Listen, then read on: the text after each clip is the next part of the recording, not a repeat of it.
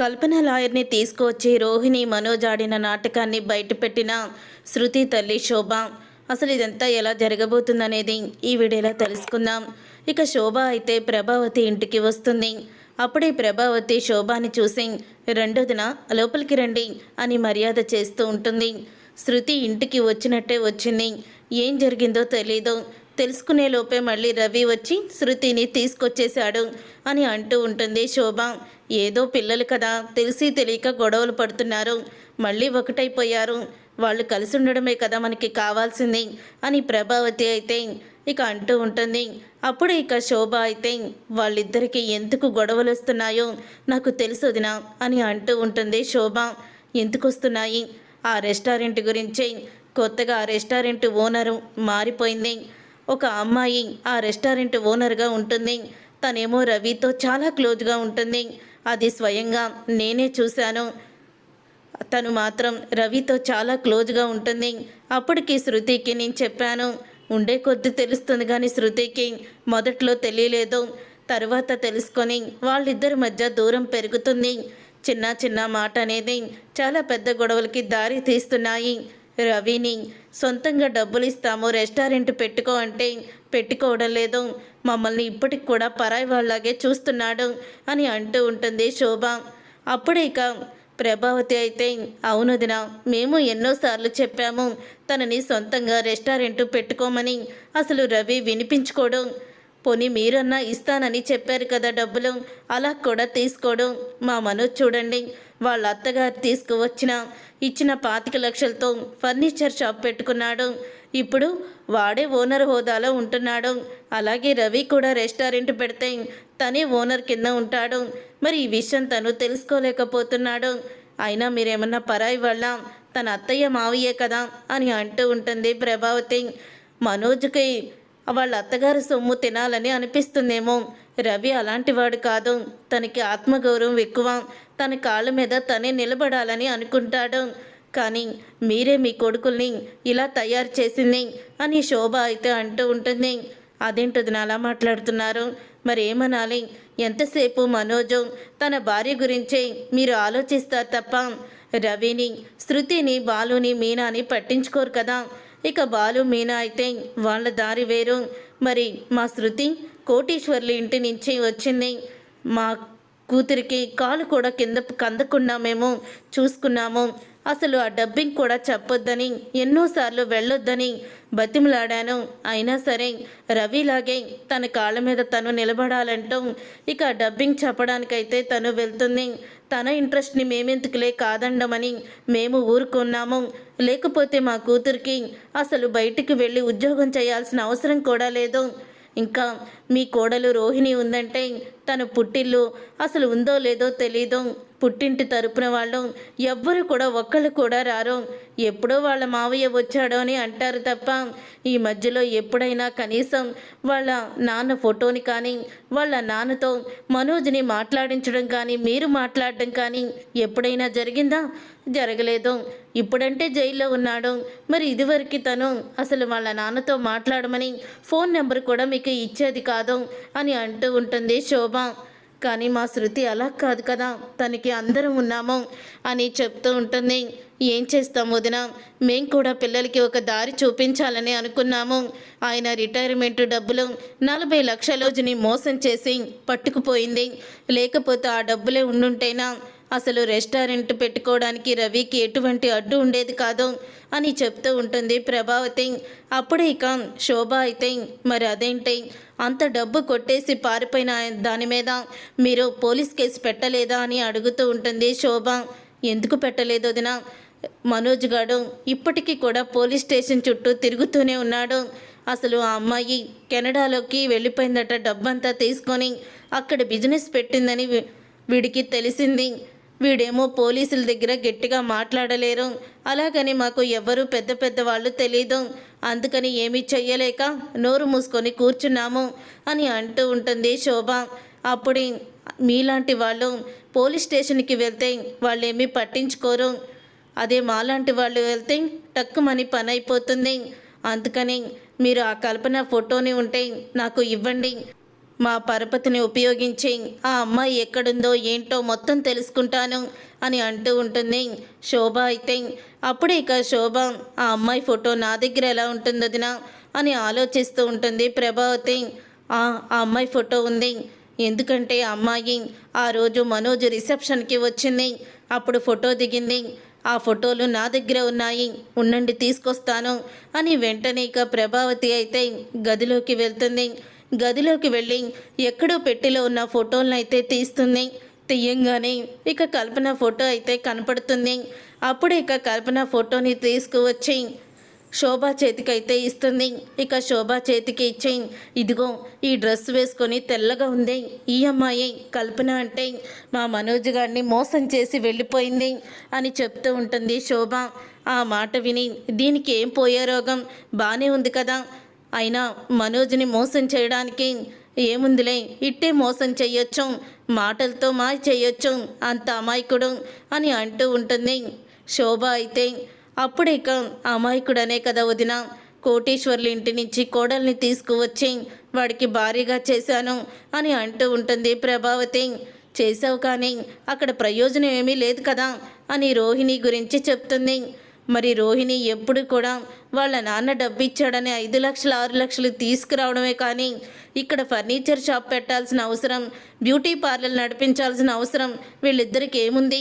పోనీ కనీసం వీళ్ళు మలేషియాలో వెళ్ళి సెటిల్ అవ్వకపోయినా ఇక్కడన్నా కూడా బోల్డ్ కంపెనీలు పెట్టుకోవచ్చు, వాళ్ళ మామగారు ఇక్కడ కూడా కంపెనీలు స్టార్ట్ చేయొచ్చు.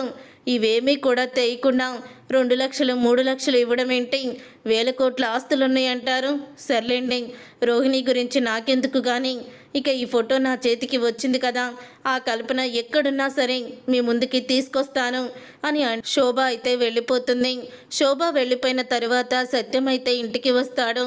ఇక సత్యం అయితే ప్రభావతిని చూసి ఏంటి అలా ఉన్నావు అని అడుగుతూ ఉంటే, చూసారా మన వియ్యపురాలు మనల్ని ఎన్ని మాటలు అంటుందో అని అంటూ ఉంటుంది. ప్రభావతి సత్యంతో ఏంటి ఏం జరిగింది అని అడుగుతూ ఉంటాడు సత్యం.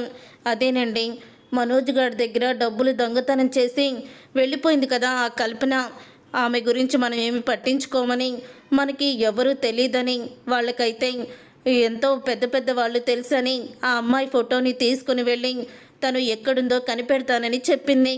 అంటే రవి చేత వాళ్ళు రెస్టారెంట్ పెట్టిద్దామంటున్నారు, కానీ రవి మాత్రం వాళ్ళ డబ్బులు 1 రూపాయి కూడా మాకు అవసరం లేదు అంటూ ఒకసారి డబ్బులు ఇస్తే చెక్కు వాళ్ళ ముఖాన్ని కొట్టేసి వచ్చేశాడు, ఆవిడ అదే బాధపడుతుంది అని అంటూ ఉంటుంది ప్రభావతి. అయితే వాడికి బాలులాగా ఆత్మవిశ్వాసం ఎక్కువ, తన కాళ్ళ మీద తన నిలబడాలనుకుంటాడు, కానీ అత్తగారి సొమ్ముని కూడా పరాయి సొమ్ముగా భావిస్తాడు. ఎందుకంటే 1 రూపాయి తీసుకున్న ఆ రోజు మా రూపాయి వల్లే నువ్వు పైకొచ్చావని, ఏదైనా గొడవలు జరిగినప్పుడు ఖచ్చితంగా వాడిని దెప్పుతూ ఉంటారు, అందుకని ఆ పరిస్థితికి రాకూడదని వాడి కాళ్ళ మీద వాడు నిలబడాలని అనుకుంటున్నాడు. ఇప్పుడు రోహిణియే ఉంది, మనోజ్ రోహిణికి గొడవ అవుతుంది, అప్పుడు నేను తీసుకువచ్చిన డబ్బుల వల్లే నువ్వు ఫర్నిచర్ షాప్ పెట్టావు, నేను పెట్టిన భిక్ష అన్నట్టు రోహిణి మాట్లాడితే అలా మొగుడు పెళ్ళ మధ్య గొడవలు ఎక్కువైపోతాయి, ఇక పెద్దవాళ్ళు కూడా ఒకరినొకరు తిట్టుకొని విడిపోయే పరిస్థితికి వస్తుంది. ఇవన్నీ ఆలోచించే రవి గారు ఇలాంటి నిర్ణయం తీసుకున్నాడు అని అంటూ ఉంటే ఆ మాట విని అప్పుడే ఇక ప్రభావతి అయితే పర్వాలేదులేండి, ఈసారి ఆ అమ్మాయి కల్పన ఎక్కడుందో మొత్తం నిజాలన్నీ కూడా తెలిసిపోతాయి, ఎందుకంటే వదిన గారికి బాగా పరపతి ఉంది కాబట్టి పెద్ద పెద్ద వాళ్ళ ద్వారా నిజాలన్నీ తెలుసుకుంటుంది అని చెప్తూ ఉంటుంది ప్రభావతి. అయితే అప్పుడే ఇక సరేలే, వాళ్ళ ద్వారా ఆ అమ్మాయి ఎవరో తెలిస్తే మంచిదే కదా, ఎక్కడుందో తెలిస్తే డబ్బులు వస్తాయి అని సత్యం అంటూ ఉంటాడు. సరే కానీ ఈ విషయం రోహిణి మనోజ్ ముందు మాట్లాడొద్దు, మనమేదో మళ్ళీ వాళ్ళని అంటున్నట్టు మాకు చేతి కాదా అమ్మాయిని వెతకడం, మీరెందుకు ఇలా చేశారని మళ్ళీ నిన్నే అంటారు, ఇదేదో తేలే వరకు ఉంచుదాము, చెప్పకుండా అప్పుడు పిల్లలకి చెప్దాము ఆ అమ్మాయి కనపడితే అని అంటూ ఉంటాడు సత్యం. మీరన్నది కూడా కరెక్టేలేండి, మీరు ముందు చూపుగా బాగా ఆలోచిస్తారు అని అంటూ ఉంటుంది ప్రభావతి. ఏం చేస్తాను, అదే ముందు చూపు, నీ విషయంలో చూస్తుంటే నాకు ఈరోజు ఈ పరిస్థితి వచ్చేది కాదు అని అంటూ ఉంటాడు సత్యం. అంటే నా గురించి ముందే తెలుసుంటే నన్ను పెళ్లి చేసుకునేవాళ్ళు కాదా అలా అంటున్నారు అని అడుగుతూ ఉంటుంది ప్రభావతి. అవును ప్రభా అని చెప్తూ ఉంటాడు సత్యమైతే. ఇక సత్యం అలా అంటులోకి ప్రభావతి అయితే అంతేలేండి, మీ మీద నాకు ఎంత ప్రేమ ఉందో ఎప్పటికీ కూడా మీరు గుర్తించలేరు అని ఇద్దరు కూడా సరదాగా ఇక చిలిపిగా గొడవ పడుతూ ఉంటారు. తర్వాత ఇక శోభ అయితే సురేంద్ర దగ్గరికి వెళ్ళి ఫోటోని చూపిస్తుంది. అప్పుడే సురేంద్ర అయితే వీడి ఫోటో తీసుకొచ్చావేంటి అని అంటూ ఉంటాడు. వాడు కాదండి, వాడు పక్కన మోడల్ డ్రెస్లో నుంచింది ఆ అమ్మాయి పేరు కల్పన.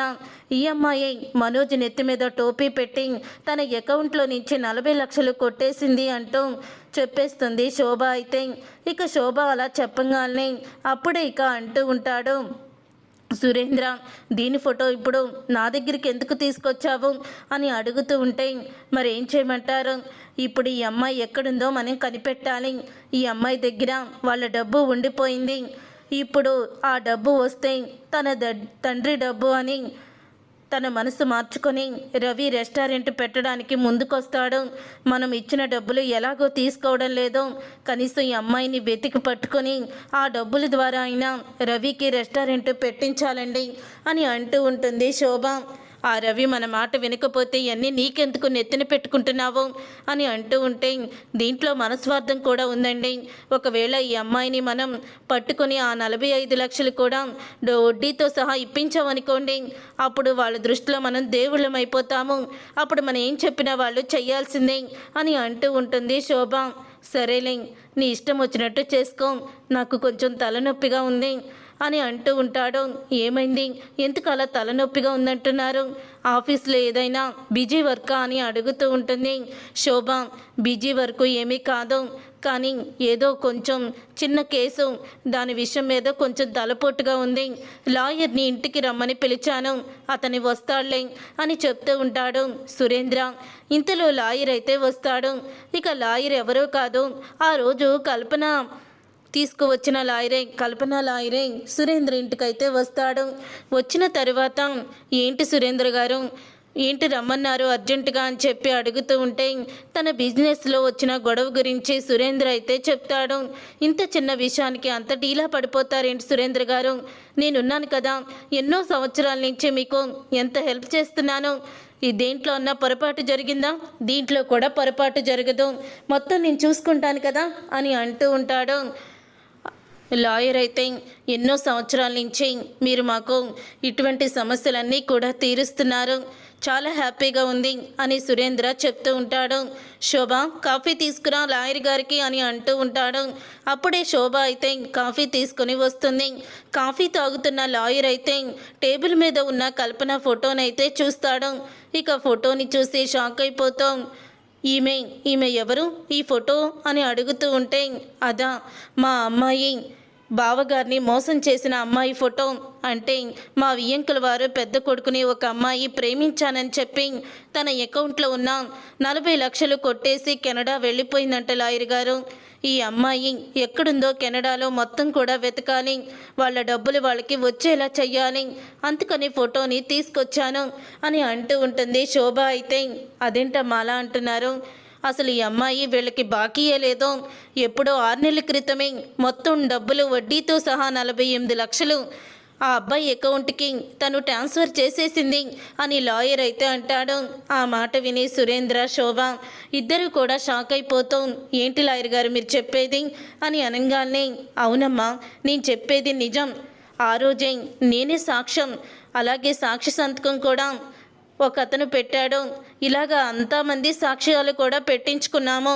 ఆ అమ్మాయిని స్పాట్లో పోలీస్ స్టేషన్లో ఇదిగో ఇందులో ఉన్న ఈ వ్యక్తి, ఇతను భార్య, ఆవిడ పేరు ఆ రోహిణి, వీళ్ళిద్దరూ కూడా ఆ అమ్మాయిని నిలబెట్టి పోలీస్ స్టేషన్లో డబ్బులు ఇవ్వకపోతే మొత్తం కేసు వేస్తామని, ఇక కెనడా కూడా నువ్వు వెళ్ళవని చెప్పి తనని బెదిరించారు.